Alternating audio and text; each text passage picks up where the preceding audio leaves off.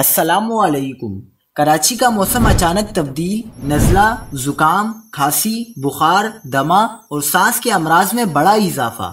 ہسپتالوں میں مریضوں کا تانتا بند گیا، ماہرین نے خبردار کر دیا۔ کیا آپ حالات حاضرہ سے آگاہی حاصل کرنا چاہتے ہیں؟ خبر کے پیچھے چھپے اصل حقائق جاننا چاہتے ہیں تو ابھی سبسکرائب کیجئے جلمل پاکستان کو اور ساتھ ہی گھنٹی کے نشان پر کلک کر دیں۔ آپ کو بتاتے چلیں کہ کراچی میں موسم کے بدلتے ہی بیماریوں میں بھی اضافہ ہو گیا ہے۔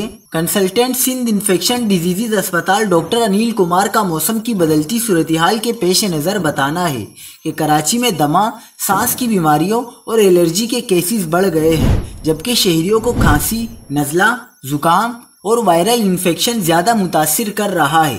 ڈاکٹر انیل کمار کا شہریوں کو مشورہ دیتے ہوئے کہنا ہے کہ سوپ، قہوہ جیسی چیزوں کا استعمال بہتر ہے، جبکہ شہد اور ادرک کا استعمال صحت کے لیے مفید ہے۔